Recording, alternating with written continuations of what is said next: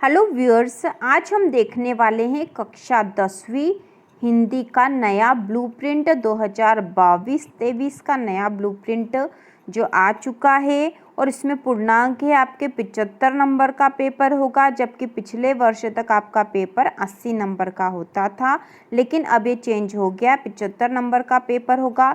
इसके साथ ही कक्षा 10वीं में कम किया गया पाठ्यक्रम, जो पाठ इस वर्ष कम कर दिए गए हैं, हिंदी में से जो पाठ कम कर दिए गए हैं वह भी हम देखेंगे, क्योंकि वह भी दिए गए हैं ब्लूप्रिंट के साथ ही।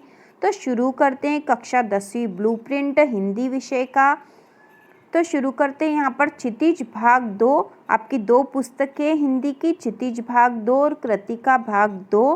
तो क्षितिज भाग 2 के काव्य खंड में से क्या क्या पूछा जाएगा, तो इसमें दे रखा पद्य साहित्य का इतिहास एवं काल विभाजन, रीतिकाल, आधुनिक काल, और आधुनिक काल में है प्रयोगवाद, प्रगतिवाद, नई कविता।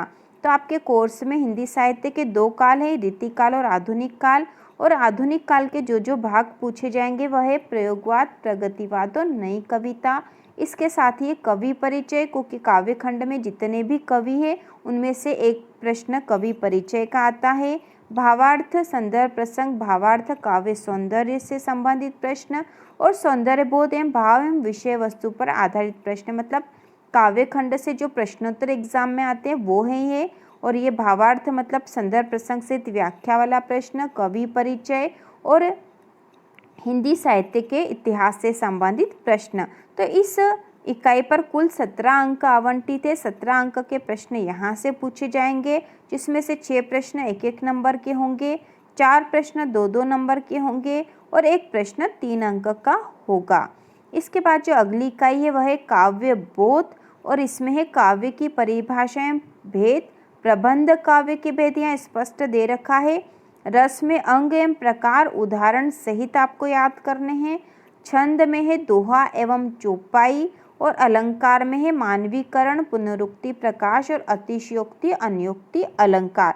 तो ये सारे जो भी प्रश्न या जो भी भाग यहाँ दे रखे हैं व्याकरण से संबंधित, वह सब चैनल पर जल्द ही आने वाले हैं। इसके साथ ही हिंदी के प्रश्नोत्तर, कक्षा 10वीं की हिंदी के सारे प्रश्नोत्तर बहुत ही सरल भाषा में चैनल की प्लेलिस्ट पर है, आप आसानी से उन्हें देखकर और सुनकर याद कर सकते हो। तो देखते हैं काव्य बोध में से कुल 10 अंक के प्रश्न पूछे जाएंगे, जिसमें से 6 प्रश्न 1-1 अंक के होंगे और 2 प्रश्न 2-2 अंक के होंगे। इसके बाद है गद्य खंड, क्षितिज भाग 2 का गद्य खंड। इसमें से पूछे जाएंगे गद्य की प्रमुख एवं गौण विधाएं। तो प्रमुख एवं गौण विधाएं जो है वह होती है कहानी, उपन्यास, नाटक, एकांकी। तो इस पर आधारित प्रश्न पूछे जा सकते हैं। इसके साथ ही लेखक परिचय, व्याख्या, संदर्भ प्रसंग, व्याख्या, विशेष और विषय वस्तु एवं विचार बोध पर आधारित प्रश्न। तो यहाँ गद्य खंड में से गद्य की विधाएं पूछी जा सकती है। लेखक परिचय का प्रश्न आता ही है।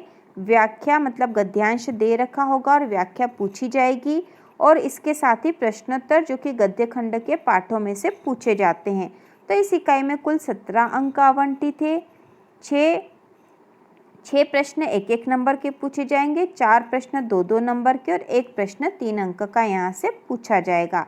इसके बाद भाषा बोध जो कि व्याकरण से संबंधित है, इसमें पूछा जाएगा संधि एवं समास, जिसमें भेद एवं उदाहरण इन दोनों के, वाच्य क्रिया के भेद एवं क्रिया विशेषण, मुहावरे एवं लोकोक्तियाँ, अनेकार्थी शब्द, वाक्यांश के लिए एक शब्द।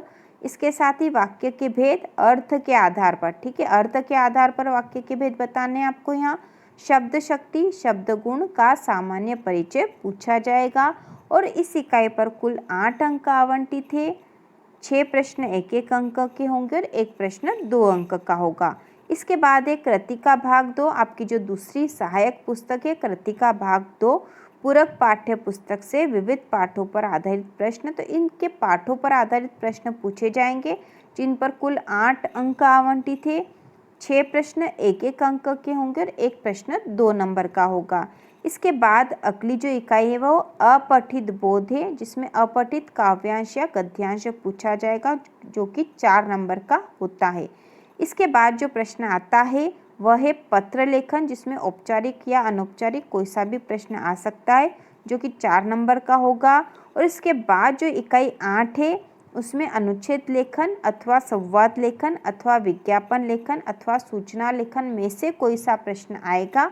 और इसके साथ ही निबंध लेखन रूपरेखा सहित पूछा जाएगा, जो कि कुल 7 अंक का होगा।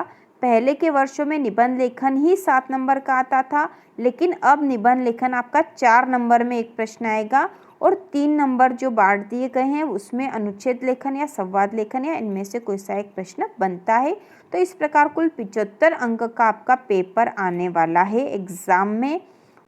और इन 75 अंकों में से भी 40% जो है ऑब्जेक्टिव क्वेश्चन आएंगे, और जो अति लघुत्तरीय प्रश्न 2 अंक, 3 अंक और 4 अंक, वो कितनी शब्द सीमा में लिखना है, तो 2 अंक के प्रश्न 30 शब्दों में लिखना है, 3 अंक के प्रश्न 75 शब्द में और 4 अंक के प्रश्न 120 शब्दों में लिखना है। कठिनाई का स्तर यह होगा कि 40% जो है सरल प्रश्न पूछे जाएंगे, 45% सामान्य और 15% कठिन प्रश्न होंगे। तो केवल 15% ही कठिन प्रश्न आते हैं।